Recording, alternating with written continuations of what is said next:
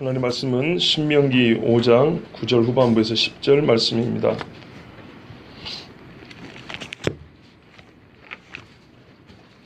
신명기 5장 9절 후반부에서 10절 말씀, 나 내 하나님 여호와는 여기서부터 같이 읽도록 하겠습니다. 신명기 5장 9절 후반부에서 10절까지입니다.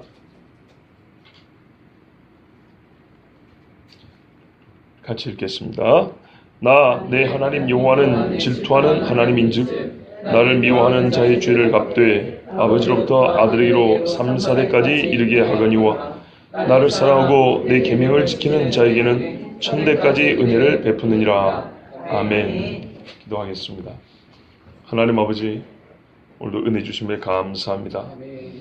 하나님께서 어떤 약속을 주셨는지 듣게 해주시고 이 약속 중에 어느 것은 받아들이고 어느 것은 받아들이지 않는 것이 아니라 하나님 주신 약속은 모두 다 받아들이게 해주시고 다만 원하옵기는 하나님이 약속하신 것 중에 주께서 우리가 받기를 원하는 복, 그것이 우리의 것이 될 수 있도록 말씀에 철저히 순종하는 주의 백성들이 되게 하여 주시옵소서.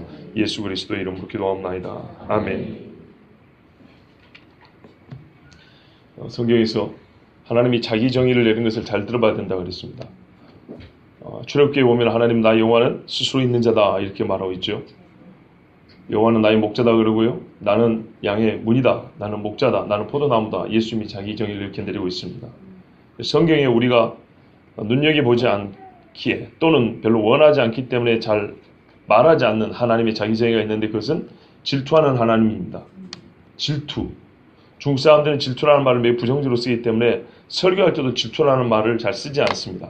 다른 말로 바꿨습니다. 그런데 있는 그대로 보면 됩니다. 우리 번역이 그렇게 나쁘지 않습니다. 질투하는 하나님입니다. 여러분 생각을 해보세요. 아까 뭐 한다고 그랬어요? 사람들이? 오전에 들었잖아요. 형상을 만든다고 그랬죠. 무엇을 위하여? 자기를 위하여. 그렇죠. 자기를 위하여. 그렇죠. 사람이 여호와를 위하여, 하나님은 이 백성을 위하여. 기드온이 전쟁할 때 그랬습니다. 이스라엘 백성들이 여호와와 기드온을 위하라 이렇게 말했어요. 여호와와 기드온을 위하라 그랬어요. 기드온이 하나님과 동기란 말이 아니라 하나님이 일을 하는 종이기 때문에 기드온을 위한다는 것이 여기서는 여호와를 위하는 일이 되는 것이죠. 그렇게 했습니다. 하나님은 이스라엘을 살려주시려고, 그러니까 그들이 살고 죽는 측면에서 보면 그들을 위하여 하나님은 사사를 보냈습니다. 그런데 우리가 연초에 들었듯이 하나님이 하신 일의 최고의 목적은 뭐라고요? 자기 이름과 자기 영광을 위하여라 그랬습니다. 그런데 그것이 좋다 그랬습니다. 왜냐하면 무엇인가 위하고 목적을 할 것 같으면 그 목적이 순수해야 됩니다. 목적이 옳아야 합니다. 목적이 뭐랄까요? 매우 이상적으로 높아야 됩니다. 그런데 인간이 세운 목적이라는 것은 결코 하나님이 세운 가장 작은 목적보다 높지 못합니다. 하나님의 지혜로, 하나님의 무지함이 사람의 지혜로보다 더 지혜롭다 그랬잖아요. 하나님이 죄를 짓지 않으신 분이지만 만약에 가정입니다. 하나님 혹시라도 뭔가 흠결이 있는 일을 계획하신다 하더라도 사람이 생각한 가장 완벽한 일보다 훨씬 완벽합니다. 사람이 내 자신을 위하여 생각하는 그 어떤 것보다 하나님이 생각하시고 준비하신 일이 가장 좋고 유익합니다. 여러분 스스로 우리 인간을 위하여 제일 필요한 구원, 이 구원을 위한 방편을 한번 만들어 보십시오. 사람이 만드는 구원은 다 헛되입니다. 우상에 대해서 하나님이 그래서 헛되다 그랬어요. 헛돼서 무익하니까 하지 마라 그런 거예요. 이사야 40장에도 보면은 41장까지 보면 사람이 나무를 하나 베가지고 반으로 뚝 자른 다음에 직각자와 구분자, 곡선자를 통해서 줄 긋고 자르고 붙이고 해가지고 우상을 만든다는 거예요. 그리고 그걸 들먹이고 댕긴대요. 나머지 나무로는 불 떼어가지고 따뜻하게 붙이고 있다는 거예요. 밥에 먹는 데 쓴다는 거예요.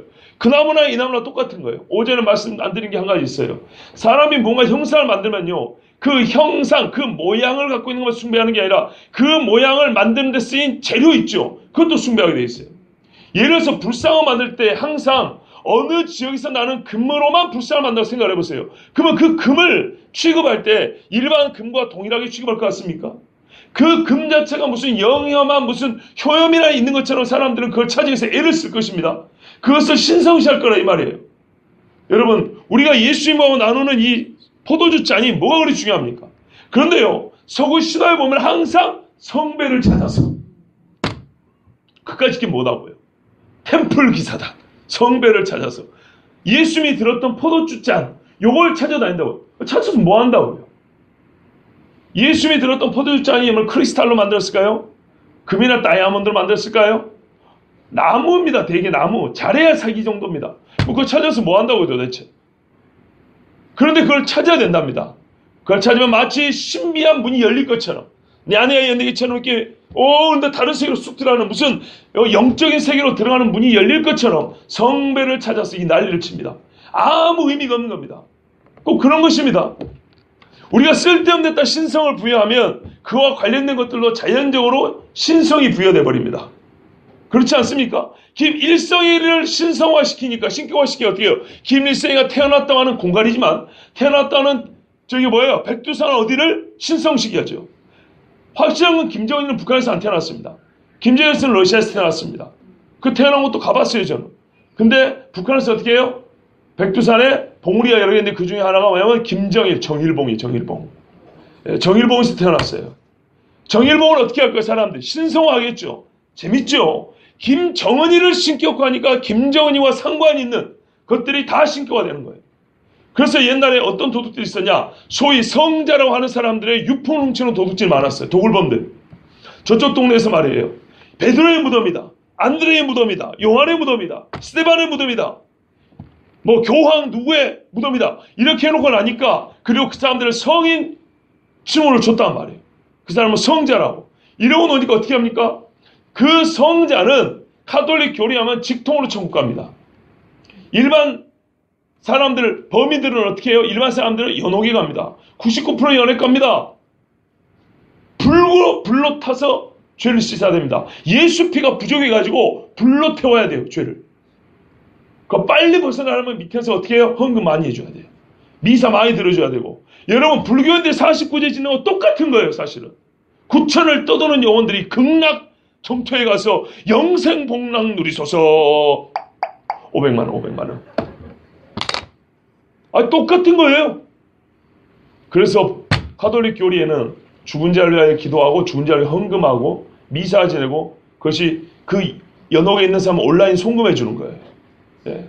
그러면 연옥 은행에서 받아가지고 나 니한테 돈 왔다 이렇게 해주면 그걸로 이렇게 해가지고 빨리 벗어나는 거예요.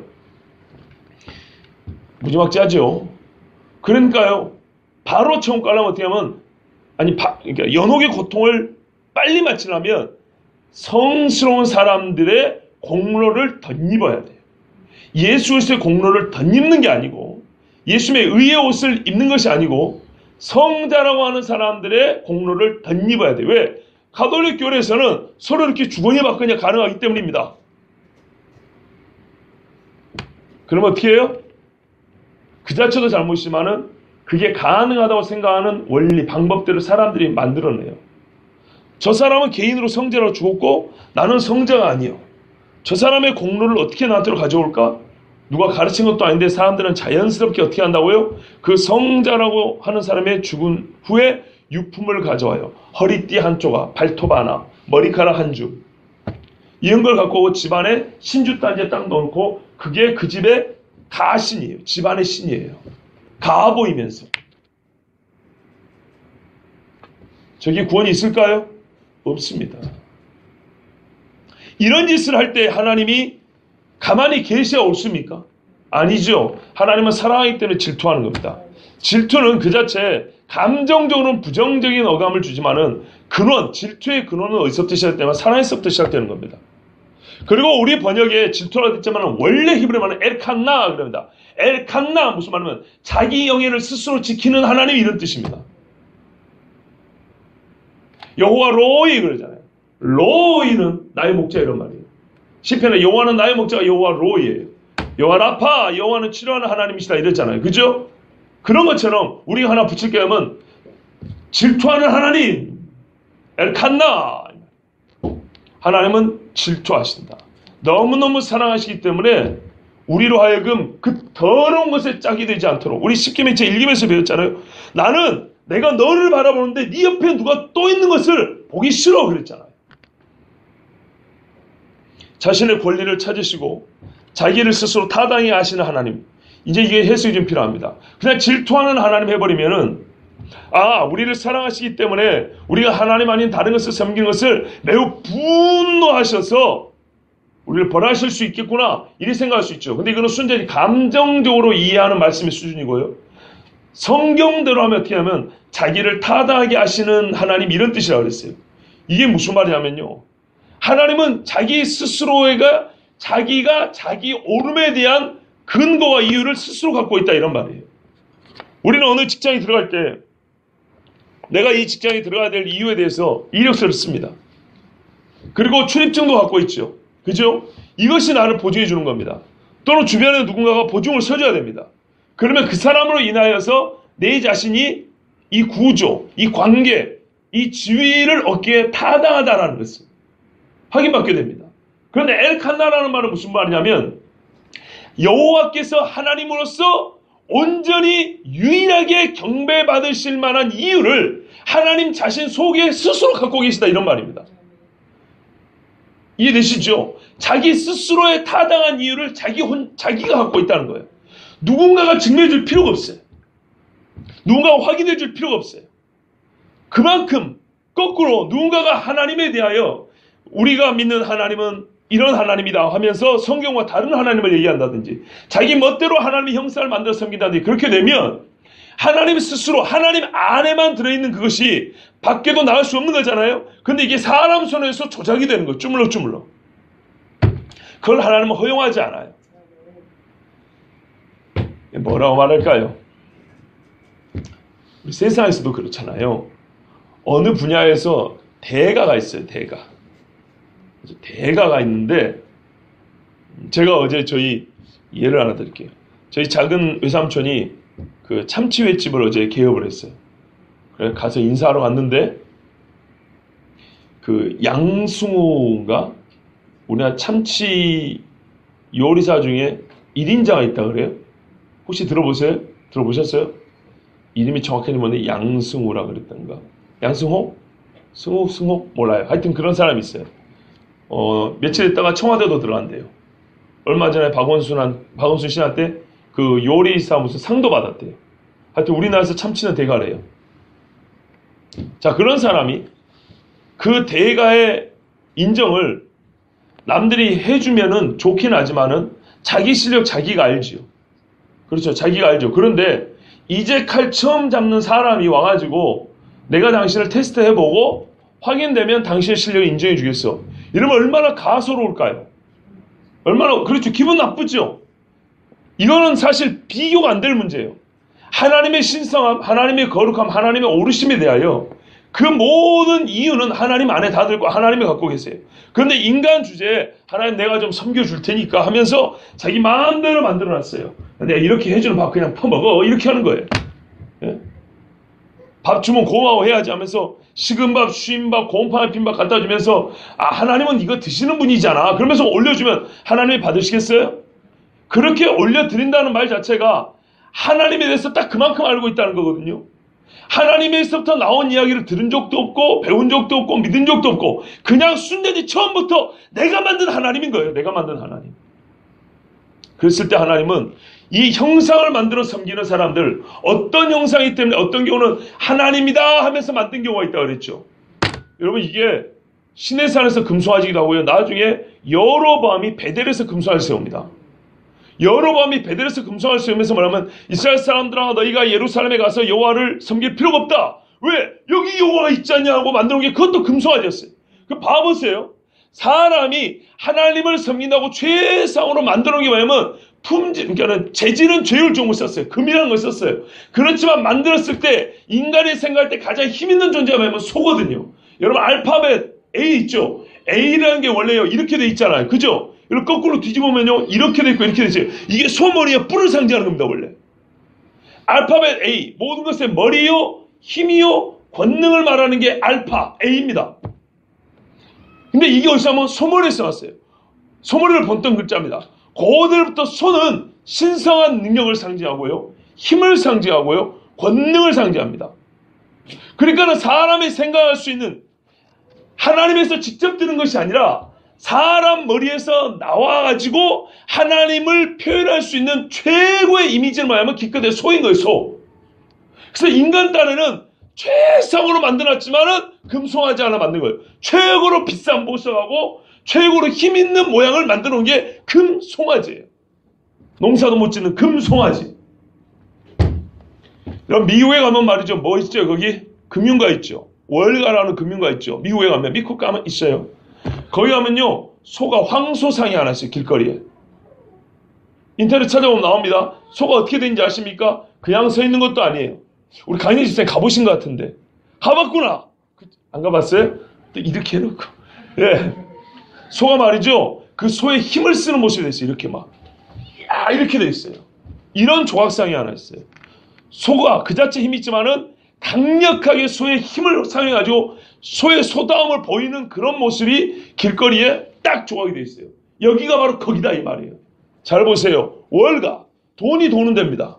돈이 도는데 힘을 상징하고 권능을 상징하는 소가 가장 힘을 강하게 미치는 모습으로 이렇게 쫙 힘쓰는 모습이 이렇게 돼 있다고. 그냥 있는 게 아니고. 무슨 말인지 아시겠어요? 세상에서 가장 힘 있는 곳. 가장 힘이 역동적으로 움직이는 곳이 여기다는 얘기예요. 그게 미국의 월가를 말하는 겁니다. 사람이 머릿속에서 아무리 멋지게 만들어내놔도 하나님의 타당함, 하나님의 하나님 되심에 대해서는 이만큼도 제대로 표현할 수가 없어요. 그런데 인간들은 한다는 것이 고작 어떻게 해요? 형상을 만들어서 하나님을 섬기겠다는 거예요. 여러분 이거는요, 100개 중에 하나나 2개 정도 갖춰서 부족하다는 게 아니고 애시당초 아무것도 아니에요. 아무것도. 여러분 생각을 해보세요. 하나님이 하나님의 형상이 됐어요. 이게 성육신이에요. 우리는 하나님의 형상이죠. 하나님이 하나님의 형상이 됐어요. 왜요? 우리를 구원하는 방법이 그밖에 없었기 때문입니다. 이건 하나님의 지혜와 능력으로 되는 겁니다. 그런데 사람의 지혜와 능력으로는요, 사람이 무언가 형상을 만들죠. 그럼 어떻게 되는지 아십니까? 사람이 오전에 들은 대로 자기가 만든 형상으로 닮아갑니다. 기가 막힌 거예요. 사람은 하나님의 형상인데 하나님이 사람의 형상을 보면 우리가 구원을 받지만 사람이 어떤 형상을 받으면 나는 그 형상을 닮아서 기존에 갖고 있던 하나님의 형상으로서 인간성마저도 잃어버리게 됩니다. 그래서 오전에 뱀같이 다른 짐승처럼 그렇게 변해간다는 얘기입니다. 그렇게 됩니다. 그럼 거꾸로 형상을 닮아가면 하나님의 형상을 만들어 놓으면 우리가 하나님을 닮아갈 수 있겠네? 논리적으로는 그럴 수 있을 것 같죠? 이해가 잘 안 되세요? 봐보세요. 사람이 어떤 형상을 만들면 그 형상을 닮아간다며요. 근데 새나 짐승을 만들어 놨으니까 짐승을 닮아가는데 하나님을 형상으로 만들어 놓으면, 하나님을 근무치무치로 만들어 놓으면 내가 그걸 섬기면서 내가 하나님을 닮아갈 수 있겠네요? 그런가요? 바보 같은 거예요. 논리로는 말이 되는 것 같은데 이 논리는 허점이 있어요. 뭐냐면 나 자체가 이미 하나님의 형상이라는 거예요. 아시겠죠? 형상에서 형상은 질이 떨어지는 것이지 더 위로 가는 게 아니에요. 하나님은 우리를 구원해서 하나님의 지혜와 능력으로는 하나님이 하나님의 형상에 대해서 우리를 구원할 수 있지만 인간은 무엇이든지 형상을 받으면은 그 형상같이 이 몸이 인간됨이 더 이하로 떨어지는 것이지 절대로 올라가지 않습니다. 그리고 하나님의 형상이라는 것은 처음부터 만들 수가 없습니다. 존재하지 않는 게 아니에요. 우리가 연초에 들었잖아요. 하나님의 모양이 없다고 생각하면 곤란하다고요.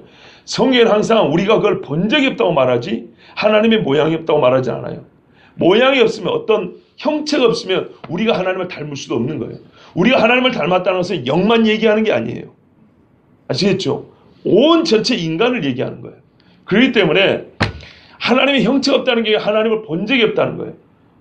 아시겠죠? 본 적이 없으므로 사람은 절대로 하나님의 형상을 만들 수가 없는 것입니다. 자, 이렇게 금합니다. 왜요? 하면 할수록 인간은 피조물의 형상을 만들면 피조물 닮아처럼 사람이 하나님의 형상이라고 만들어 가지고 하나님을 섬긴다고 하지만은 실제로는 형상 없이 하나님을 섬기는 것보다 훨씬 하나님 아닌 것을 섬기게 될 수밖에 없다는 겁니다. 아시겠죠? 왜요? 하나님의 타당함은 하나님 안에 본인 스스로 이 안에 갖고 계시는데 인간들은 하나님과 무관하게 인간 안에서 하나님이 어떤 분이라고 하나님에 대한 해석과 정의를 가지고 무언가를 만들어내기 때문에 거기서는 하나님과 일치하는 것이 이만큼도 나올 수가 없습니다. 그래서 이 차이에 대하여, 이 거역함에 대하여 하나님은 합당한 보응을 하시는 겁니다. 뭔가를 만들면 만들수록 하나님 아닌 것을 만들고 하나님을 대지하는 꼴이 되기 때문에 사람들을 하나님에 대한 오해를 하게 만든다고요. 주여, 오늘 새벽에 전한 말씀을 또 잠깐 전하도록 하겠습니다. 이스라엘의 거짓 선지자들이 가득 차 있었어요. 하나님을 멸시하는 자들에게 평강을 당했고요, 악을 행하는 자들에게 재앙이 임하지 않으리라, 그런 거짓 선지자들이 있었어요. 그들에 대하여 하나님이 이렇게 말씀해요. 예레미야 23장 23절에 보면 나 여호와는 가까운 데 있는 하나님이며 먼 데 있는 하나님은 아니냐, 이렇게 말해요. 나 여호와는 가까이에 있는 하나님만 되고 먼 데 있는 하나님은 아니냐, 이렇게 물었어요. 왜 물어봤을까요? 나는 먼 데도 있다, 이 말이죠. 그럼 가까이는 있지 않다는 얘기인가요? 아니요. 가까이도 있고 먼 데도 있다는 거예요. 그런데 이스라엘 선지자는 뭘 가르쳤다고요? 가까이 있는 하나님만 가르쳤대요. 그러면 가까이 있는 하나님이라 할지라도 그 가까이에 대하여 바르게 가르쳤으면 좋았을 건데 그마저도 잘못 가르쳤던 거예요. 그게 뭐냐면 그 앞에 나와 있는 거예요. 하나님을 멸시하는 자에게도 평강이 있다 하고 악을 행하는 자에게도 재앙이 임하지 않을 거다. 하나님은 왜? 가까이 있는 하나님이니까. 가까이 있는 하나님은 죄를 제대로 내버려 둔가요? 그들은 그렇게 가르쳤어요. 어떻게 해요? 하나님은 가까이 계셔. 항상 네 슬픔을 위로하시는 하나님이야. 네가 뭔 잘못을 저지러도 다 용서해 주는 분이야. 괜찮아, 괜찮아. 하나님은 다 그냥 이해하고 넘어가시는 분이야. 이렇게 가까이 있는 하나님을 설명해 줬던 거예요. 그런 하나님 맛을 못 봐가지고 여러분 잘 모르세요? 못 만나보셨어요? 나이 늙어서 외동딸 하나 둔 아버지같이 그 딸 오냐 오냐 하는 것처럼 가까이 계신 하나님을 그리 가르친 거예요. 하나님이 다윗에게 가까이 계셨습니까? 멀리 계셨습니까? 가까이 계셨죠. 그래서 어떻게 해주셨어요? 골리앗도 이기해 주시고 사울에게서 생명도 지켜주셨죠. 그러나 가까이 계셨기 때문에 밧세바 가늠할 때 어떻게 하셨어요? 대번에 나단 선지자 보내가지고 그 애는 죽고 다윗은 엄청나게 큰 책망을 하시고 그 집안에 피바람이 불게 하셨죠. 그렇죠. 가까이 계신 하나님은 모든 것이 만사오케이고 괜찮다고 말하는 하나님인가요?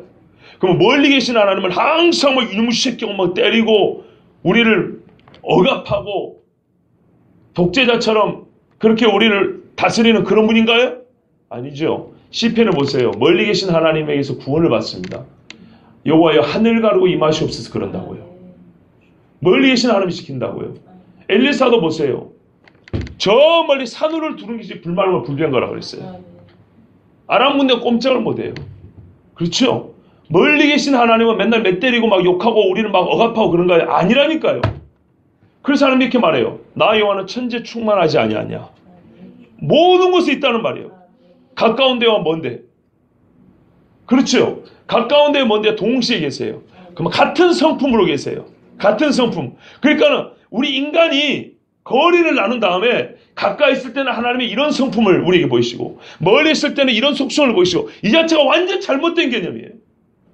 그런데 당시에 하나님에 대하여 가장 바른 이해를 갖고 있다는 말하자면 당시의 최신 신학자라고도 할 수 있는 제사장이나 선지자들이 어떻게 해요? 가까이 있는 하나님과 멀리 있는 하나님을 나눈 다음에 가까이라는 말의 의미에 대하여 네가 뭔 짓을 해도 하나님이 다 봐줘. 네가 어려울 때는 항상 도와줘. 괜찮아 괜찮아. 이것이 가까이 계신 하나님이고 바로 그 하나님이 우리 하나님을 이렇게 가르쳤다는 거예요. 자, 그러면 하나님은 어떻게 해야 되죠? 자기 스스로의 옳음을 지키는 하나님, 자기의 타당함, 자기의 거룩함을 친히 지키시는 하나님은 어떻게 해요? 그러니까 예레미야 보낸 거예요. 내가 가까이만 있는 하나님이냐? 나는 너희 말대로 하더라도 나는 멀리도 있는 하나님이다. 그리고 처음부터 개념 정리가 틀렸어. 나는 온 천지에 충만한 하나님이야. 이러면서 멀리시나 가까이시나 동일한 성품과 동일한 속성의 우리를 다스리는 하나님을 가르쳐줍니다. 가까이가 어느 정도로 가까이인지 아세요? 성경에서 말하는 가까이는요, 심히 부담스러울 정도로 가까이예요. 그 사람들이 편하게 생각하는 가까이는요, 옆에서 끼웃거리는 가까이예요. 뭐 힘든 일 있어, 그건 이렇게 하고 이렇게 훈수드는 가까이예요. 근데 성경에 말하는 가까이는 뭔지 아세요? 네 몸을 거룩한 성전으로 삼아 내가 네 안에 거하나니 이렇게 말했어요. 이거는요, 거룩하지 않은 사람들은요, 멀리 있는 하나님보다 훨씬 부담스러운 거예요. 성경에 말하는 가까이는 그런 가까이란 말이에요. 성경을 모르니까 아무리 하나님에서 사람들에게 좋게 말한다 하더라도 결국 어떻게 해요? 하나님 아닌 다른 걸 만들어내는 거예요. 말로 조각해서 다른 하나님을 만들어내는 거예요. 그래서 하나님이 얼마나 진노하셨는지 모릅니다. 그 진노가 바로 이 질투와 자기를 타당하게 하신 하나님이에요. 그들을 벌하는 것이, 벌하지 않으면 어떻게 해요? 하나님은 스스로 나는 그렇다고 인정하는 꼴이 되어버린 거예요. 그래서 하나님은 내버려 두지 않아요. 자기의 거룩함을 친히 지키시고 자기의 오름을 친히 보존하신 하나님, 그게 바로 엘칸나, 질투하시는 하나님이에요. 이 질투하는 하나님이 자기의 타당함을 지키시기 위하여, 자기의 권리와 영광을 지키시기 위하여 어떻게 하냐? 나를 미워하는 자의 죄를 갚되 아버지로부터 아들로 3, 4대까지 이르게 하거니와, 이렇게 하셔서 자기의 권리를 찾으시고요. 나를 사랑하고 내 계명을 지키는 자에게는 1000대까지 은혜를 베푸시냐, 이렇게 해서 자기를 타당하게 하세요. 이 두 가지를 통해서. 여러분, 지금 이 약속이 말입니다. 약속이잖아요. 뭐뭐 하겠다고 했어요. 약속이죠. 이 약속이 어디서부터 시작됐죠? 어떤 형상도 새겨 만들어 섬기지 말라 해서부터 시작된 겁니다. 그 말은 형상을 새겨 만드는 것이 하나님이, 그 일에 대해 하나님이 어떤 마음으로 보고 계시는가에 대한 설명이기도 합니다. 하나님 미워한답니다. 그거를. 미워하지 않을 수 있겠습니까? 여러분 잘 보세요. 우상을 섬겨 새겨서 만들어 섬기고 자라는 것은 하나님이 미워하는 거예요. 미워하는 것은 구원이 없다는 말이고, 미워한다는 것은 하나님과 대적이라는 뜻이고 하나님과 원수라는 뜻입니다. 하나님의 미움을 우리가 너무 가볍게 생각한다는, 항상 말씀해, 하나님의 말씀을 가볍게 생각해요. 우리는 지금 하나님의 말씀을 듣는 것이지 제 이야기 듣는 거 아닙니다. 제가 여러분을 미워하고 안 미워하는 아무 문제가 없어요. 사는데 별 지장 없어요, 여러분. 그런데 하나님이 미워하시면 살면 살수록 무지하게 힘들고 고통스럽습니다. 내가 우상을 만들었으면 미워하여 죄를 갚는데 어느 정도로 갚냐? 아버지로부터 아들에까지 3, 4대까지 이르게 한다고 그랬어요. 야, 이거 어떻게 해석해야 돼요? 좋게 해석하려면 저도 그런 말 해본 적이 있는데요. 옛날에 대가족 사회란 말이에요. 할아버지가 우상 숭배하면 할아버지 기도했을 때 손자들도 절하러 같이 따라다녀요. 저도 어릴 때 따라가 봤거든요. 묘 앞에. 저를 했는지 안 했는지는 기억이 안 납니다. 그런데 따라가 봤어요. 그러므로 무슨 말이냐? 실제로 옛날 사회에서는 한 사람이 우상을 숭배한다는 것은 그 집 전체에 영향을 미치게 되기 때문에 그 손자도 할아버지 죄 때문에 벌을 받는 억울함이 아니고 자기의 죄로 벌 받는 거다. 이런 뜻이. 라고 해석을 했어요. 틀린 건 아니에요. 틀린 건 아니에요.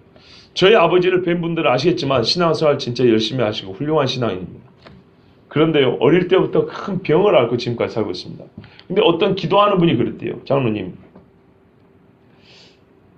정말 움직이는 병원인데 온몸에 정말 어떻게 사는지 모르겠는데 혹시 어려서 우상 숭배했습니까? 그러더래요. 어렸을 때 신앙생활 10살 때부터 열심히 했는데, 근데 하나님이 나에 주신 감동은 장로님 어릴 때 귀신한테 절했다고 하는데, 더듬어 보니까 저한테는 증조 할아버지, 증조 할머니죠. 증조 할머니가 우리 아버지가 첫 손자란 말이에요. 첫 손자 명 길게 한다고 옛날 할머니들이 하는 거 있어요. 첫 손자 태어나면 뭐 이렇게 빌고 막 이런 거 있죠. 거기 데리고 같이 했다는 거예요. 우리 손자 명 좀 길게 해달라고. 그 자리에 할머니 옆에 같이 있었던, 그걸 따라했던 적이 있다 이 말이죠. 그러면 할머니의 죄는 할머니의 죄고 아버지의 죄는 아버지의 죄죠. 그렇게 생각하면 되나요? 그것도 틀린 말은 아니고 일리가 있습니다. 근데 여러분, 오늘 말씀을 그대로 본 말입니다. 이거는 하나님이 형상을 만들어서 우상 숭배하는 죄를 얼마나 미워하는지를 가르쳐주는 말씀입니다. 그냥 그대로 받으면 돼요. 이게 무슨 말이냐면요, 한 대가 우상 숭배하면 그 죄는 하나님이 너무너무 미워해서 그 자식의 자식에까지 갚는다는 얘기예요. 걔가 우상 숭배하든지 말든지 갚는다는 얘기예요. 눈에는 눈, 이에는 이. 이거 막 순화시켜서 해석하지 마라 그랬어요. 분명히 그렇습니다. 도둑질하면 손자라는 얘기냐? 그 틀렸다 그랬죠. 그건 세상의 함정이고, 성경에 도둑질한 것은 도둑질한 물건으로 갚으라 돼 있어요. 남의 손을 해치면 손을 자르라는 얘기고, 남의 눈을 뽑았으면 내 눈 뽑으라는 얘기지. 무슨 말인지 아시겠죠? 그건 이해되시죠? 그렇게 정확하게 보고 말씀을 해석하면 오히려 해석이 되는데, 세상 사람들이 성경은 너무 잔인한데 이러니까 피해가려고 하다 보니까 뭐 별의별 말이 나와요. 뭐 고대 사회로 볼 때는 이 정도면 많이 봐준 거, 그런 거 아니에요. 하나님을 괜히 편들어준 척 하지 마세요. 하나님은 스스로 타담을 가지신다니까. 하나님 말씀 자체 그대로면 하나님 오름이 나타나요. 눈을 뺐는데 그러면 뭘 내놔야 되냐 이 말이에요. 눈을 내놔야지. 그래서 눈에는 눈이라는 거예요. 소돌로 왔는데 손목 자른다는 게 아니라 소돌 왔으면 손 내놓고, 손목 잘랐으면 손목 내놓고, 발 잘랐으면 발 내놓으라는 얘기예요. 그대로 보면 돼요. 이 말씀도 그대로 보면 돼요. 괜히 당신 문화 어쩌고 이럴 필요 없어요. 나름대로 일리는 있지만 말씀 그대로 보면 어떻게 하냐면, 우리가 그대로 안 보니까 우습게 생각하는 거예요. 우상 숭배하는 죄는요, 하나님이 진짜로 미워해서 한 세대가 우상 숭배하면 그 손자까지 벌을 준다는 얘기예요. 그대로 들어야 돼요. 그러면 그 손자가 우상 숭배하면 그 세대의 죄로 말미암아 그 밑에 손자까지 하나님 벌을 준다는 얘기입니다. 우리의 실제 삶에서 보면 나타납니다. 그런데 여기서 조심할 게 있어요. 벌을 받는다는 것이 구원을 못 받는다는 얘기는 아닙니다. 이러니까 자꾸 피해가는 거예요. 순화시키게 해석하는 거예요. 왜? 벌을 받는다는 것은 구원을 못 받는다는 걸로만 생각하니까, 설마 우상 숭배한 집에서는 구원받을 사람이 한 명도 안 나오겠어? 나오거든요. 나오기는. 그렇죠? 나오기는 나와요. 그러니까 이게 3, 4대까지라는 말은 그만큼 하나님이 미워한다는 얘기지. 그런데 그만큼의 그 기준이 뭐예요? 이 본문을 부재해버리면 그만큼이 뭐냐고요. 본문이 살아있어야 그만큼이 되는 거예요. 본문 그대로 3, 4대까지 벌을 줍니다. 자, 이제 쉽게 그냥 풀어 설명해 드릴게요. 무슨 말이냐면, 하나님이요, 우상 숭배하는 죄는 지독하게 미워해요. 진짜로 미워해서 한 세대가 죄를 지면 그 아들, 자식까지 벌을 줍니다. 그러나 그 아들이 구원을 못 받는다는 얘기가 아닙니다. 우리 아버지 보세요. 예수 믿고 구원받죠? 그 아버지 아들은 내가 구원받고 예수 믿고 지금 목사하고 있죠? 그 아들의 아들이 기도하고 우리 정화도 기도 얼마나 잘하는지 아십니까? 학교에서 얼마 전에 밤에 배고프다서 제가 짜장면을 끓여줬는데, 아빠, 그런데 있잖아요. 제가 학교에서 기도하고 밥을 먹는데 애들이 우리 모둠이라고 소그룹인가 봐요. 기도하지 마, 기도하지 마. 너 왜 기도해? 기도하지 마, 기도하지 말고 막 애를 못 살게 굴더래요. 무슨 이유 때문에? 이유 없대. 그냥 기도하는 게 싫다고 기도하지 마라 그러더래요. 네 소리 내서 기도했니? 아니요. 그냥 입으로 했어요. 그냥 속으로 했어요. 근데 기도하지 마, 기도하지 마. 애들이 막 뭐라 그러더래요. 그래서 결국에는요, 그냥 나중에는 그냥 먹었어요. 속으로 하다가 그냥 말하고 먹었다는 거예요. 그런데 이렇게 말했어요. 나를 위하여 핏방울 받는 자는 복이 있나니 하늘에서 너희 상이 큼이라. 애가 이렇게 말씀을 암송하는 거예요. 이거 확실히 애비보다 낫구나. 그 상황을 성경으로 그렇게 얘기를 했어요. 이게 성경에 말하는 주의 복음을 위해 핍박을 받는다는 것이구나. 예수 좀 잘 믿읍시다. 우리 새끼라서 한 게 아니고 여러분, 애기만 또 못해서 되겠습니까? 어디 가서 쭈뼛쭈뼛 기도하는 게 창피해가지고 그 상황을 그렇게 이해한다잖아요. 조그만 애가.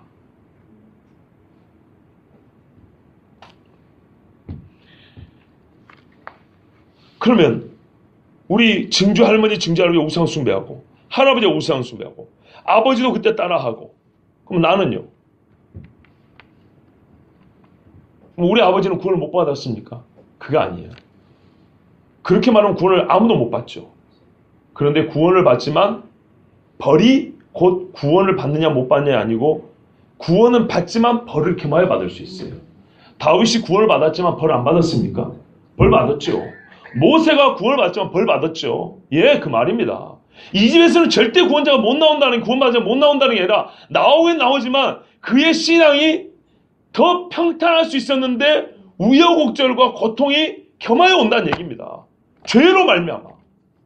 이건 분명한 사실이에요. 그게 나는 우리 아버지 신뢰해서 본다니까요.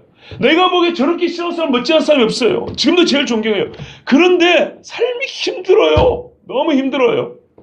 몸도 아프고 다른 거는 믿음으로 살기 위해서 힘든 걸 알겠는데 어떤 부분은 하나님이 이것 정도는 고쳐줄 법한데 왜 그런가 하고 봤더니 우상 숭배냐고 물어보잖아요. 다른 수많은 성경의 죄가 얼마나 많습니까? 그런데 왜 유독 우상 숭배냐고 물어볼까요? 이 말씀 때문이에요. 3, 4대 전에 우상 숭배한 걸 할지라도 그 벌은 너의 세대까지 내려온다는 이 말씀 때문에 그렇게 물어보는 거예요. 성경에 근거가 있는 거예요.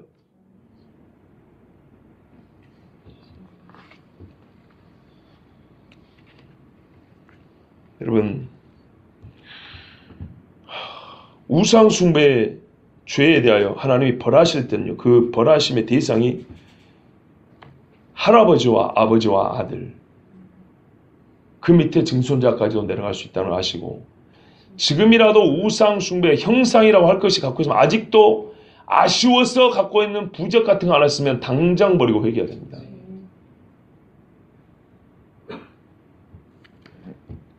이걸 그러니까 아버지로부터 아들에게로 삼사롭게 이 말이 삶의 영향력에 의해서 어떤 그 뭐랄까는 생활에 좀 고통의 측면이 있을 거다 이렇게 말하면 안 되고요. 하나님이 주권적으로 내린 벌이라니까요.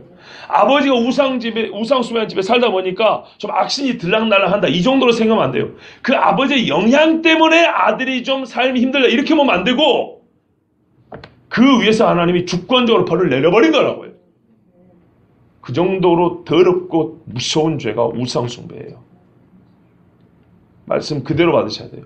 이렇게 받고 나니까 정말 우상 숭배 안 해도 이러죠. 근데 이걸 돌려서 순화시켜가지고 이러면 안 되는 거예요. 이러면 이 말씀을 그 말씀 그대로 못 듣고요. 우상 숭배 우습게 여긴다니까요. 복귀 한 번 이거 보고 다 버리란 말이에요. 젊은이들아. 몬스터건 보고 이런 거. 어른들은 못 알아들으신 것 같은데. 예.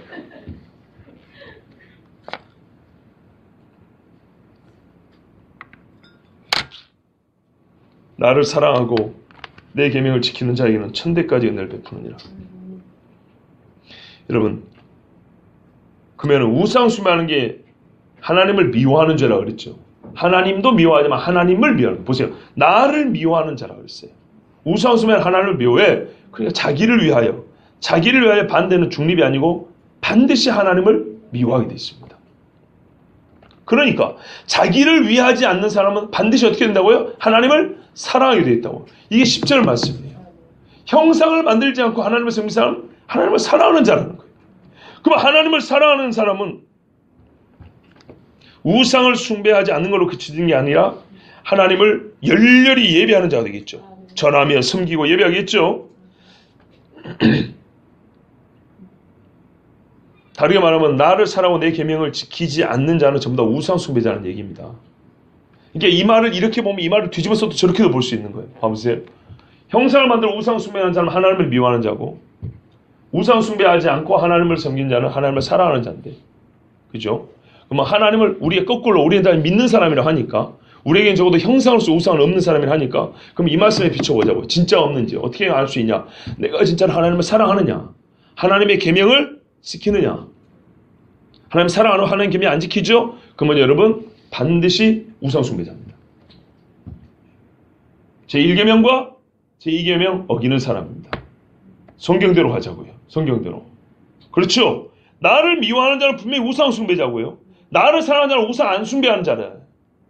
그럼 우리는 이미 나는 우상 숭배하지 않으니까 나는 하나님을 사랑하는 자다 말하고 싶은데 뭔가 꺼림칙하단 말이에요. 진짜로 하나님 사랑하는가? 하나님 계명 지키는가? 하나님 계명이 즐거운가 지키는 게 아니다. 그러면 내가 더 착각했던 거예요. 나 우상 숭배자 아니라고 생각했는데 나 우상 숭배자였던 거예요.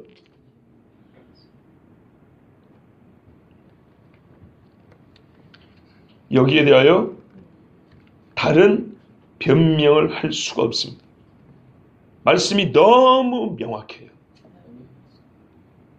왜냐하면 대조까지 시켜놨어요. 9절의 후반부에 나를 미워하는 자와 10절에 나를 사랑하는 자 이렇게 대조를 시켜놨기 때문에 정체가 확실해요. 다른 해석의 여지가 없어요. 말하면 하나님을 사랑하고 하나님의 계명을 지킨 자는 우상 숭배자가 아니에요. 하나님을 사랑하지 않냐고 하나님의 계명을 지키지 않는 자는 내가 아무리 교회를 다니고 내가 예수 믿어도 그 사람은 우상 숭배자인 거예요. 그럼 어떻게 해요? 하나님의 벌을 받게 되어 있습니다. 우리 인간의 큰 실수는요, 하나님을 사랑하고 하나님의 계명을 지키는 일을 아주 우습게 보기 때문에 하나님의 복도 가볍게 보는 실수들이 있습니다. 무슨 말이냐면 하나님 앞에 계명 순종하지 않고도 복 달라 그래요. 복 달라고. 저희 아버지하고 몇 주 전에 통화를 했는데요. 제가 신앙생활하고 목회하면서 좀 괴로워하니까 그러더라고요. 얼마 전에 그 시골 교회 목사님이 이제 바뀌셔가고 공백기가 있었어요. 그럴 때 가끔 설교한다 이 말이죠. 우리가 장례를 치러 가면 이 사람이 교회를 다녔다 하면 목사님이 되게 설교하죠. 여러분 위로를 받으십시오. 하늘에 상급이 준비되어 있습니다. 이런 류의 설교한다는 거예요. 저희 아버지가 그랬대요. 나중에 성도들에게 설교할 때 그랬대요. 성경을 보십시오. 상급을 아무나 받는가. 하나님이 준비하신 상이라는 것이 어린이집 졸업할 때 한 놈이라도 빼놓으면 섭섭하고 애들 우니까 별의별 상 제목 붙여가지고 상장 하나씩 주는 것처럼 그런 상이라고 생각하십니까? 성경에 말하는 상급이라는 게 아무한테나 주냐고. 진짜 주를 위하여 목을 건 사람한테 주는 게 상급이에요. 우리 인간들은 뭐 좋은 거 있으면 그냥 다 갖다 붙여가지고 죽은 사람이 이왕 가는 사람 거 그냥 뭐 노자쫀 듯이 그냥 다 붙여주는 거예요. 하늘에 뭐가 예비되어 있고 뭐가 예비되어 있고. 개떡같이 신앙생활하면서 무슨 놈은 상급 타령하냐. 일주일에 한 번이나 고작 와서 앉아있는 주제, 저녁이면 텔레비 보고 자빠져 있는 주제, 집안에 우환이 있고 자식들이 예수를 안 믿고 그 고통 중에 살고 있는 걸 보고도 기도 한 번 안 하는 주제, 상급 꿈도 꾸지 마시오. 그리 설교했답니다. 그러면서도 저보고 말하래요. 그럼 아버지도 그러는 거야. 나도 그리 설교해. 그런데 근데 아버지가 아들 생각하는 거예요. 그러면 성도들 좋아하냐 이 말이지. 너무 그렇게 세게 하지 말고 다 사람이 신앙생활 뭐 남을 위해서 하고 교회를 위해서 다 자기를 위해서 한다. 자기를 위해서. 자기 신앙은 자기가 지키는 거니까 너무 그렇게 애 태우지 마라. 근데 아버지 본인은 또 그렇게 말했다는 거예요. 나보고 어떻게 하라는 거예요. 여러분 상급 아무나 받아요? 아닙니다. 대충 교회 와서 들락날락 또 상 받는 거 아닙니다. 구원이나 받으면 다행이에요. 있는 그대로 말하면. 우리 똑바로 얘기하자고요. 내가 믿음 안에 있는가 믿음 안에 없는가 내가 알아요. 내가 어릴 때부터 귀가 따갑도록 들은 말씀이 그거예요. 네 믿음 네가 한다 그랬어요. 하나님을 사랑하고 내 계명을 지키는 자에게는 천대까지 은혜를 베푸라. 이 말씀을 진짜로 아멘 받는 사람은 하나님의 계명을 지키는 게 즐거운데 이거는 좋고 저거는 싫고 이거는 기쁘고 저거는 부담되고 당신은 우상 숭배자예요. 제 말이 괴로우면 하늘의 법정에 고소하세요. 한인관 목사 명예훼손죄 나보고 우상 숭배자랍니다. 고소하세요. 우리 주변에 누구 변론을 하는가 한번 보게요. 수많은 거짓 선지자들이 죽어갔어요. 우리가 아침마다 예레미야를 보지만은 당대 세상 어느 나라 중에 유일하게 여호와를 섬기는 유일한 한 국가, 유일한 한 국가 중에 성전이 있고 법궤가 있고 제사장 있고 제사 있고 제물이 있고 율법이 있는 곳 예루살렘. 예루살렘 중에서 가장 거룩한 옷을 입고 말씀하신 제사장. 그 가운데서 떨어진 떡국을 먹게 하는 선지자들. 그 중에 한 놈도 제대로 된 놈이 없다고 하나님이 말씀하셨어요. 한 놈도. 그게 유다가 망하기 직전의 모습이에요. 다릅니까 우리는? 해 아래 새 것이 없다고 그랬어요. 만물보다 헛되고 썩고 부패한 것이 사람의 마음을 했어요. 요즘에는 기술이 좋아지고 하나님을 속이고 아님매 하는 기술이 너무너무 좋아졌어요. 솔직히 교회 오면 더 속이 좋아요. 밖에서는 죄 지을 때 입는 옷이 있고요. 죄 지을 때 먹는 음식이 있어요. 죄 지을 때 만나는 사람이 있어요. 죄 지을 때 하는 일들이 있어요. 일에 어떤 분야가 있어요. 교회에서는요. 예배 드릴 때 입고 오는 옷이에요. 예배 드릴 때 부르는 노래가 여기 있어요. 똑같은 돈이라도요. 하나님 앞에 드리는 예배 드릴 때 바치는 돈은 알록달록 헌금 봉투에 넣어요. 뇌물 주는 돈은 뒤로 넘어가도 헌금 봉투에 넘어가요. 겉보기로는 여기서는 죄가 없을 것 같고요. 여기서는 죄인이 없는 것 같고요. 여기는 다 옳은 것 같아요. 그런데요, 베드로전서 보세요. 하나님의 집에서 심판을 먼저 시작한다고 그랬어요.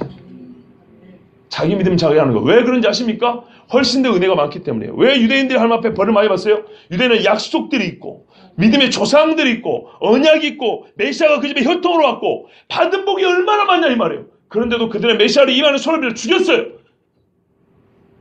그 죄값을 어떻게 할 건데요? 하나님은 공의의 하나님이에요.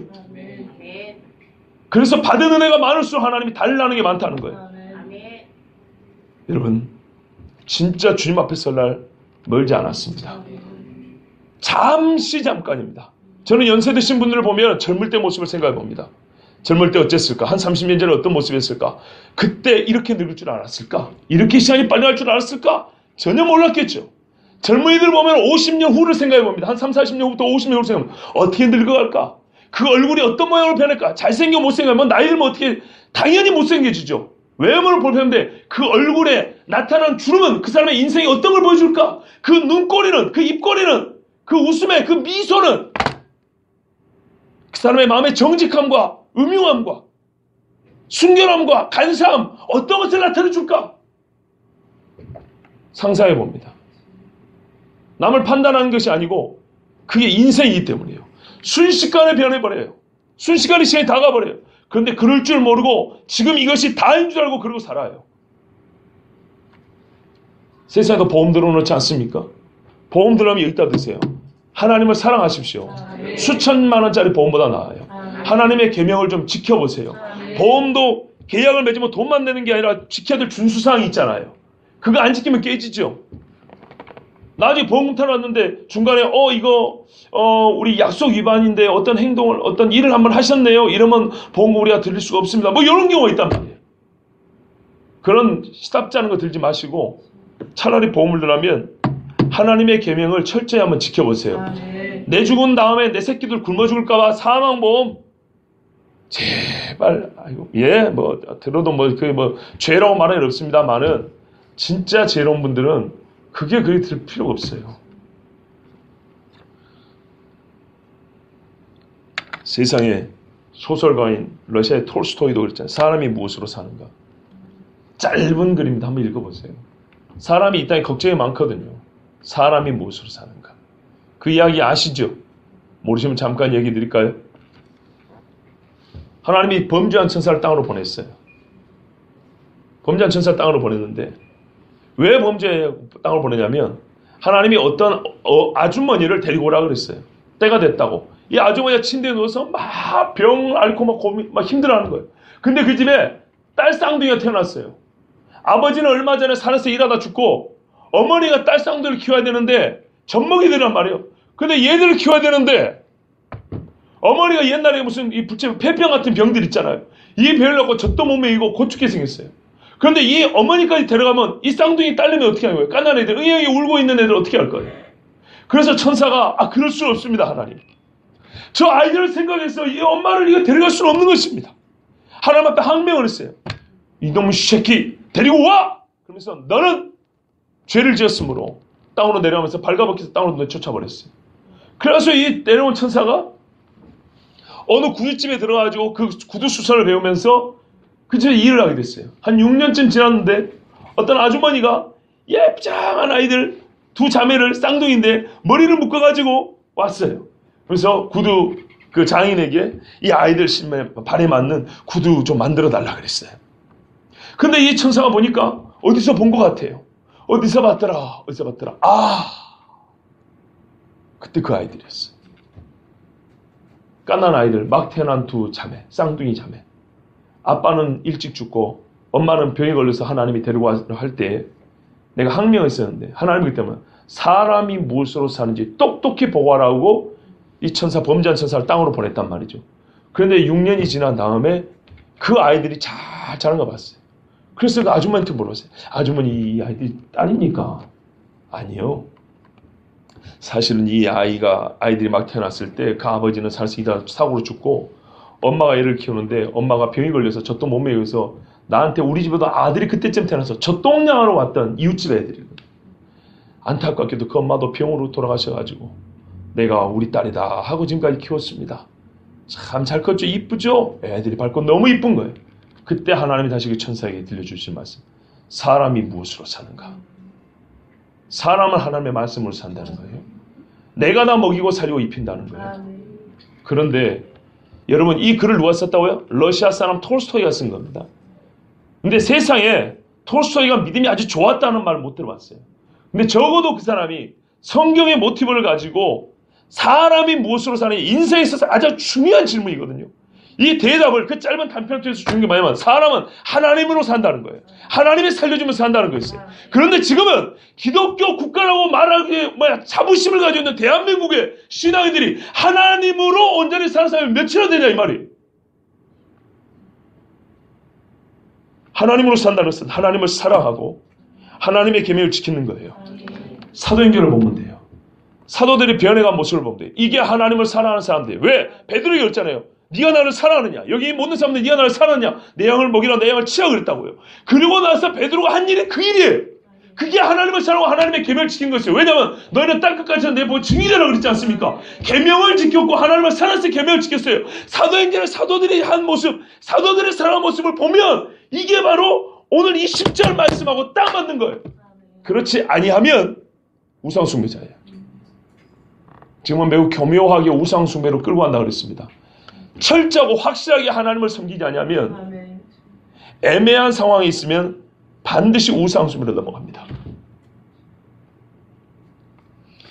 여러분, 이 두 약속을 통해 알 수 있는 것, 하나님을 미워하는 죄, 즉 우상을 숭배하는 죄는 너무나 큰 죄라는 거고, 하나님을 사랑하고 그분의 계명을 지키는 일은 참 복받을 일인데 세상에서 희귀하다는 것입니다. 왜일까요? 이 계명이 금한다는 것은요, 금한다는 것은 금하지 않으면 인간들이 자연 상태에서 보편적으로 행하는 행동이기 때문입니다. 아까 말씀드렸잖아요. 얼마나 일반적으로 익숙하게 우리가 하는지, 별일 없는 것처럼, 별일 아닌 것처럼 하는지, 형상을 만들고 형상을 섬기는 일. 지금도 보세요. 옛날보다 모델들이 길가에 가면 많이 서 있지요. 그렇죠? 왜, 내가 그만큼 안 이뻐서 너무 기분이 안 좋으신가요? 그 어느 때보다도 형상이라 하는 것, 실물들이 아니고 형상이라 하는 것들이 곳곳에 가득 차 있어요. 인물 동상들도 많고요. 그림들도 많고요. 동판에 찍어놓은 것들도 많고요. 누구를 기념하여 만든 주한이, 우편이, 엽선이, 건물이니 엄청나게 많아요. 하나님이 금하지 않고 우리가 이거를 철저하게 이것은 하나님을 사랑하지 않는 것이구나, 하나님의 계명을 어기는 것이구나, 이렇게 생각하지 않으면 쉽게 형상을 만들어 새겨서 하나님 대용품으로 삼아 섬기는 것, 결국에는 자기를 위하여 섬기는 것이 사람의 자연 상태의 모습입니다. 여러분, 아까 3, 4대는 자세히 말하면 천대는 자세히 말 안 했죠. 천대, 인류가 천대까지 내려왔을까요? 아직까지 안 내려왔습니다. 30년씩만 잡아도 천대면 3만 년이잖아요. 그렇죠. 지난 언전에 말하는 것은 인류 우주 135억 년, 지구 46억 년, 그 중에 인간 역사 한 10,000년, 그 유인원들부터 원숭이가 사람됐다는 무식하다 그럽니다. 원숭이가 사람된 게 아니고요. 그 뿌리 조상이 하나 있어요. 거기서 원숭이류와 인간류가 또 나온 겁니다. 근데 생긴 게 원숭이 비슷하니까 우리가 보편적으로 그냥 원숭이가 사람됐다 하는데, 하여튼 그렇게 갈라진 거 해봐야 얼마 안 돼요. 근데 여기서 천대까지라뇨. 그럼 아까 3, 4대는 문자대로 해석하고 여기 천대는 상징적으로 해석할까요? 히브리 말의 천대는 끝이 없는 아주 매우 긴 기간을 말하기도 합니다. 그래서 영원이란 말을 할 수도 있고 천이라고 말을 할 수도 있습니다. 그래서 요한계시록의 천자를 그렇게 해석하는 거예요. 천년왕 것도 그렇게 해석하는 거예요. 천년이라는 것이 어느 기간이 아니고 매우 긴 기간, 처음과 끝이 설정되지 않은 그냥 긴 기간, 이렇게 해석해버리는 거예요. 그렇지 않습니다. 여러분, 천대까지 은혜를 베푼다는 말은 맞아요. 완전히 문자로 보기는 어려워요. 왜냐하면 어떤 사람은 천대까지 씨를 못 볼 수도 있는 거 아니겠습니까? 왜냐하면 인류의 마지막 세대가 있을 거 아닙니까? 그 마지막 세대가 하나님을 잘 섬겼어요. 마지막 태어난 애인데 걔가 하나님을 정말 잘 섬겼는데 장가도 못 가고 주님 와버렸어. 그럼 그 사람은 천대까지 갈 수가 없겠죠. 그렇죠. 그런 측면에서 여기는 약간의 상징적인 의미로 해석해도 됩니다. 즉 하나님의 은혜가 계수된다는 얘기입니다. 그래서 우리가 이렇게 말하죠. 애가 좀 개떡 같은데 너희 할아버지가 신앙생활 했냐 이렇게 물어보죠. 5대 6대라 하면 그래도 어느 정도 우리가 고기 한번 끄떡이 주죠. 근데 여기서도 오해하면 안 돼요. 은혜를 베푼다는 얘기가 다 구원한다는 얘기 아니에요. 은혜를 베푼다는 게 다 구원하는 거고 벌한다는 것이 다 구원하지 않는다는 건 얼마나 복잡해질까 한번 생각해 보세요. 천대까지 은혜를 베푼다 할 때 여러분 사람이 한 아이만 낳습니까? 그렇지 않죠. 하나만 낳고 가는 게 아니에요. 한 세대가 여러 아이를 낳아요. 그 아이들이 또 자라서 또 여러 아이를 낳아요. 그러면 계속 확대되어 나가겠죠. 옛날에 애를 많이 낳으니까 기하급수로 늘어나겠죠. 그러면 그 중에 불순종자가 나오고 그 중에 뭐가 나와요? 하나님을 대적하는 자가 나와요. 히스기야 아들 므낫세 같은 놈이 나오잖아요. 그렇죠? 아몬 같은 놈이 나온다고요. 또 좀 지나니까 요시아가 나오잖아요. 그렇죠? 그렇지만 뭐예요? 다윗이 여호와를 절대적으로 사랑하고 섬겼기 때문에 뭐라 하나님이 다윗에게 등불을 주리라 하신 약속을 지켜 그 등불을 끄지 않으셨다 그랬죠? 그 말씀이 바로 이 말씀이라고 이해하면 쉬워요. 아브라함의 자손들이 전부 다 죄를 안 지었습니까? 아브라함의 자손들 중에 압살롬 같은 놈 있잖아요. 그죠? 그러나 아브라함의 복을 주시라 하셨기 때문에 아브라함의 계보를 이은 사람들이 결국엔 어떻게 해요? 약속의 집안이 되잖아요. 그리고 그 아브라함의 복만 사람이 끊어지지 않고 반드시 나오잖아요. 그때 하나님 말해요. 내가 아브라함을 기억하여 아브라함의 한 약속을 기억하여 다윗에게 약속하였나니 다윗 언약을 지키려고 이렇게 말씀하잖아요. 바로 그렇게 이해하시면 됩니다. 주의할 게 뭐라고요? 벌 준다고 해서 구원을 절대 못 온다는 얘기 아니고 구원을 받는 중에도 그 우상 숭배로 말미암아 고통이 따르게 될 거예요. 천대까지 은혜를 베푼다 해서 다 구원을 받는다는 얘기는 아닌데 정말 이 집은 구원이 끊어질 것 같은데 믿음의 세대가 끊어질 것 같은데도 명맥을 이어간다. 정말 참 놀랍다 할 때 하나님의 은혜를 베푸시는구나 이렇게 볼 수 있다는 겁니다. 그런데 이 어마어마한 약속 누구에게 주셨어요? 형상을 만들고 섬기는 자와 그것을 거부하고 인간의 본성을 그리 하고 싶은데 그것을 철저하게 거부하고 적극적으로 의도적으로 하나님을 사랑하고 하나님의 계명을 지키는 자에게는 천대까지 은혜를 베푼다 이렇게 말씀하셨어요. 그런데 우리가 이 말씀을 암송 구절로는 잘 외우지만 실제 생활에서는 우리 행위를 하나하나 할 때 이 말씀을 잘 기억 안 해요. 내가 만약 부모라면 내가 지금 계명을 하나 지키느냐 안 지키느냐 내가 지금 순종하느냐 안 하느냐가 아까 말했죠. 자녀에게 영향도 미치거니와 영향을 미쳐서 걔가 신앙생활을 똑바로 하느냐 안 하느냐 인생을 바르게 사느냐 개떡같이 사느냐 이것도 달라지겠죠. 부모에서 받은 영향 때문에. 그렇지만 그 영향과는 별개로 네 행동 그것에 대해 하나님이 따로 어떻게 해요? 벌을 주기도 하고 은혜를 베풀기도 한다잖아요. 별도로. 그게 한꺼번에 나타났죠. 실제 생활에게는. 그러니까 여러분 정말 자식들도 잘 되기를 바라면 부모 세대가 제일 바라는 게 그거잖아요. 진짜 자녀들이 하나님 앞에 우리가 그렇게 많은 복, 그 복이 물질로 하면 곤란하고요. 진짜로 하나님 앞에 하나님의 형상으로 살기를 바란다면 하나님을 사랑하는지 매일매일 확인해 보세요. 궁금하면 자식한테 물어보세요. 아들 불러놓고 아빠가 하나님 사랑하는 거 보이냐? 물어보세요. 이렇게 정확한 시험지가 없어요. 테스트지가 없다고요. 딸을 불러놓고 엄마가 하나님의 계명을 지키는 거 너 그거 엄마한테 인정해 줄 수 있겠니? 미리씨 울지 마. 그 웃음이 이상해지잖아. 아니요, 진짜예요. 이건 진지한 이야기예요. 다른 집도 여기 많이 있네요. 저희 삼비도 있고 우리 아람자매도 있고 형균이 의원이 우리 귀한 청년들도 있고 저희 재훈이도 있네요. 재훈이한테 한번 물어보세요. 재훈아, 아빠가 하나님 사랑하는 거 우리 재훈이도 알지? 예. 그러면 복 있는 집이에요. 어린애라서 모를 것 같습니까? 아니라니까요. 나는 5살, 6살 때부터 우리 아버지가 하나님 정말로 사는 걸 알았어요. 하나님을 경배하고 사랑하는 사람이라서 우리 아빠는 나한테 거짓말 안 했다고. 한 6살 때부터 내가 아는 아버지는 그런 아버지였어요. 자녀들을 사랑하신다면서요. 우리 자녀들이 하나님 앞에 은혜 받고 복 받기를 원한다면서요. 그렇다면 그 자녀한테 물어보세요. 우리 최위 쌤도 용빈이한테 물어보세요. 용빈아, 엄마가 하나님 사랑하는데 용빈이 보기에도 그렇게 보이니? 아니라 그러면 여러분 회개해야 됩니다.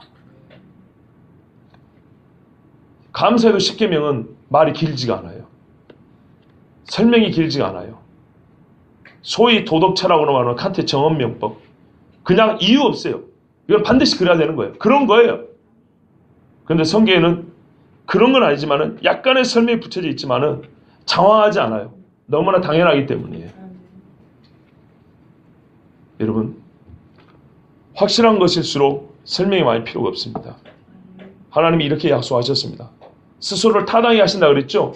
하나님 어떻게 하냐면요, 이 약속을 지키심으로써 자기의 옳음을 증명하시는 거예요. 두고 보세요. 하나님을 경외하고 살아가는 집에 그 세대가 내려가면 내려갈수록 어떻게 다른지 보세요. 하나님의 섬기기를 개떡같이 하고 하나님 말씀 우습게 알고 하나님 사랑하고 세상에서 세상 걸 사랑하는 그 사람의 자녀와 그 집이 어떻게 되는지 보세요. 신앙생활 몇 년에서부터 몇십 년 같이 하셨죠. 이쯤 되면 이제 조금씩 드러납니다. 저도 시골에서 봤어요. 진짜로 봤어요. 어느 장로님 집에요, 우리 계도에서 유일하게 목욕탕을 만들었어요. 88년도에. 그 섬에 다라이에 물 담아가지고 목욕했던 그 촌에서 목욕탕을, 공중 목욕탕을 만들었대, 집에서. 근데 그 공중 목욕탕을 만들어 보니까 시내에서 벽돌에 자재를 실어 와야 되잖아요. 그때 제가 초등학교 4학년인데 이 집이 가게를 했어요. 소위 전빵이라고 하잖아요. 전빵이라고. 이 가게를 하는데 애들 일을 시켰어요. 근데 이 장로님이 어떻게 일을 시킨 줄 알아요? 2km 떨어진 그 바닷가에서 리어가에 벽돌을 싣고 올라가는데 그 일을 해주면 50원짜리 과자 한 봉 주셨어요. 이게 소위 말하는 착취죠, 착취. 예? 요즘으로 뭐 알바도 뭐 어쩌고저쩌고 하는데 50원짜리 과자 하나 주고 애들을 일을 막 부려먹은 거예요. 참 과자 한 봉지 아쉬운 때였으니까. 그런데 어떤 데인지 아세요? 그렇게 인색했어요. 자기 부모님도 섬기지 않았어요. 자기 형님이 쓰러져 죽어가는데도, 그 형님이 우리 교회 장로님인데 쓰러져 죽었는데도 나 몰라라 했어요. 우리 아버지가 그 장로님을 모셔고 병원에 가고 할 때 애를 썼어요. 친동생처럼. 근데 참 그 장로님이 말입니다. 밖에서는 얼마나 얌전한 사람인지 몰라요. 초원에서 옛날에 존댓말 잘 안 쓰거든요. 사투리에다가 말이 좀 거칠어요. 근데 이분은요, 약간 표준어 비슷하면서 말도 항상 요자를 붙여서 말이 교양이 있었어요. 그런데 실제 생활은 반대했어요. 집에서 부인, 집사님, 권사님이죠, 많이 때렸어요. 그리고 그 두 아들이요, 이 섬에서 소문난 도둑놈이에요. 밤에 몰래 고기 가두리, 전복 가두리 있죠, 도둑질했어요. 그리고 동네에서 추방당했어요. 추방! 지역사에서 추방이라는 말이 얼마나 무서운 건지 아십니까? 서로 아는 친척 관계입니다. 한 달에 걸면 다 친척이에요. 그런데 추방이에요. 예?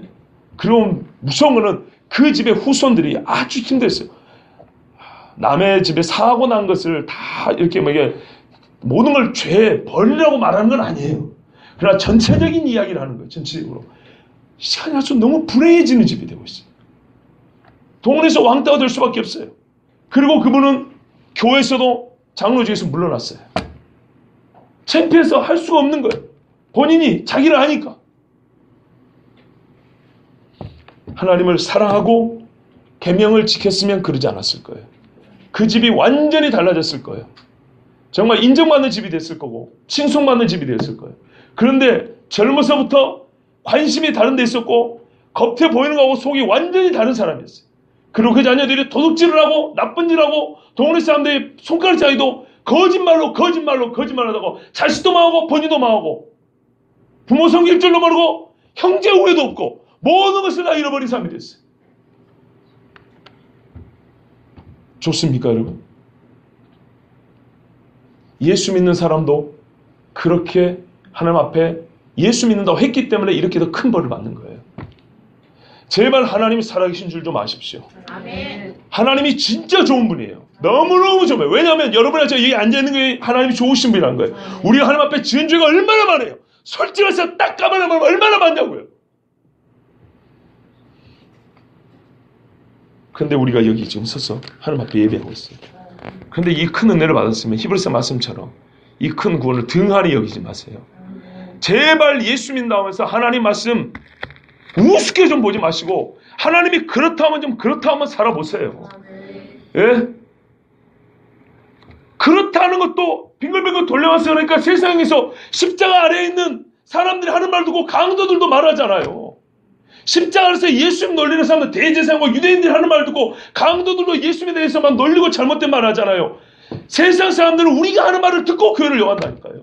우리가 하는 말을 듣고 예수님이 어떤 분이라고 생각한다니까요. 예수님하고 루돌프 빨간 코하고 무슨 상관이고 예수님하고 산타크로스 모자하고 무슨 상관이에요. 근데 교회에서 성탄절만 되면은 교사들이 전부 다 빨간 옷 입고 이거 꽃갈 모자 쓰고 아이들 선물 나눠주고 코에다만 붙여서 다니까 다 그런 줄 알아요. 예수님이 이 땅에 오신 거하고 그게 무슨 상관이냔 말이에요. 우리가 하나님에 대해서 똑바로 알지 않냐고 하나님을 바르게 섬기지 않으면 세상은 절대 우리를 통하여 하나님을 알 수가 없습니다. 제사장 사명 감당하라 했더니 산자와 죽은 자 사이에 서서 제사장 사명 감당하라 했더니 제사장은 그냥 거짓 선지자 사역을 감당하는 꼴이 되는 것입니다. 결코 자기를 위하여 어떤 것도 모양을 만들어내지 말고 제1계명과 합하여 내 마음속에 나나 하나님 앞에서 그렇죠? 알피나이 내 앞에서 어떤 것도 두지 말라 했어요. 하나님 외에는 아무것도 있어서는 안 됩니다. 형상이 있든지 없든지 있다면 이것은 더욱 큰 문제인데 그 왜냐하면 더욱 큰 죄악으로 끌고 가기 때문에 왜 사람이 그걸 닮아가기 때문에 그것은 하나님이 나를 미워하는 죄라고 얘기해요. 3, 4대까지 보호한다고 했어요. 그런데 이것이 인간의 본성상 대에게 하는 짓이기 때문에 이거를 거역한다는 것. 그건 믿음이 없고서는 불가능한 거예요. 진짜 하나님을 적극적으로 사랑해야 우상을 숭배하지 않을 수 있어요. 하나님을 적극적으로 사랑해야 포켓몬이든 포켓몬스터든 이것을 버릴 수가 있어요. 제가 지금 입에서 나올까 말 근질근질 하는데 말해야 되나 말하고.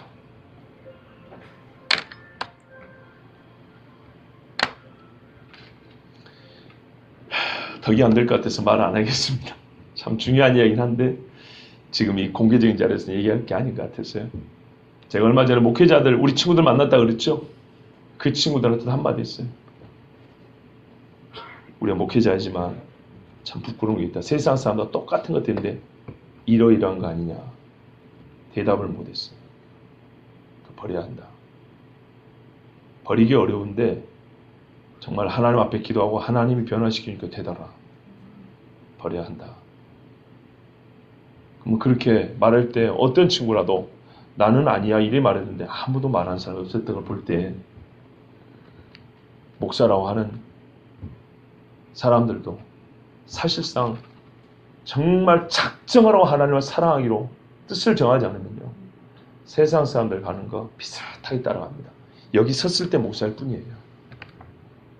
여기 섰을 때 여기 교회에 있을 때면 교인인 거예요. 그러지 마세요. 정말로 힘을 다하고 마음을 다하고 뜻을 다하여 신명이 있죠. 주 너희 하나님을 사랑하라 그랬죠. 여기 사랑하를 그냥 사랑으로 읽으면 안 되고요. 힘을 다하고 마음을 다하고 뜻을 다 했을 때 사랑이 되는 거고 그런 사람만 하나님 사랑하는 거예요. 그게 매우 의도적이라는 거예요. 그렇지 않으면 반드시 자기를 위하여 무언가를 만들어 따라가게 돼 있어요. 그건 망하는 길입니다. 꼭 하나님을 사랑하고 하나님의 계명을 지켜 시대가 변했느니 내 황했지 이런 소리 하지 마시고 하나님의 계명을 즐거이 지켜 천대까지 은혜를 받길 바랍니다.